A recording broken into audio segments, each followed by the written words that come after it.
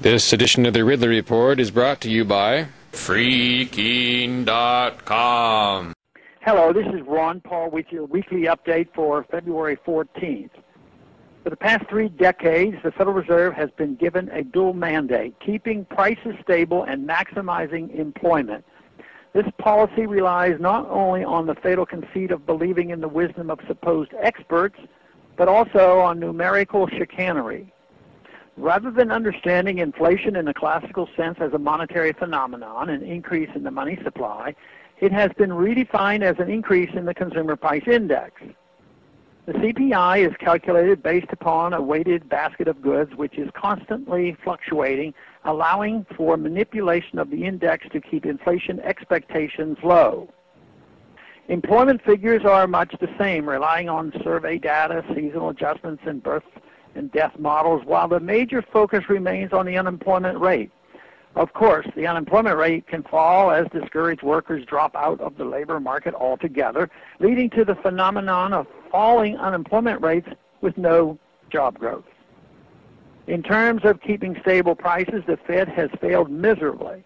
According to the government's own CPI calculators, it takes $2.65 today to purchase what cost $1 in 1980. And since its creation in 1913, the Federal Reserve has presided over a 98% decline in the dollar's purchasing power. The average American family sees the price of milk, eggs, and meat increasing, while packaged household goods decrease in size rather than price. Loose fiscal policy has failed to create jobs also. Consider that we had a $700 billion TARP program, nearly $1 trillion in stimulus spending, a government takeover of General Motors, and hundreds of billions of dollars of guarantees to Fannie Mae and Freddie Mac, HUD, FDIC, etc. On top of those programs, the Federal Reserve has provided over $4 trillion worth of assistance over the past few years through its credit facilities, purchases of mortgage-backed securities, and now its second round of quantitative easing. Yet even after all these trillions of dollars of spending and bailouts, total non-farm payroll employment is still 7 million jobs lower than it was before this crisis began. In this same period of time, the total U.S. population has increased by 9 million people. We would expect that roughly 4 million of these people should have been employed, so we are really dealing with 11 million fewer employed people than would otherwise be expected. It should not be surprising that monetary policy is ineffective at creating actual jobs. It is the effects of monetary policy itself that cause the boom and bust of the business cycle that leads to swings in the unemployment rate. By lowering interest rates through its loose monetary policy, the Fed spurs investment in long-term projects that would not be profitable at market-determined interest rates.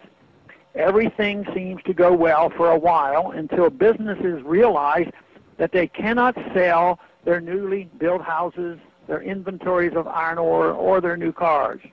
Until these resources are redirected, often with great economic pain for all involved, true economic recovery cannot begin.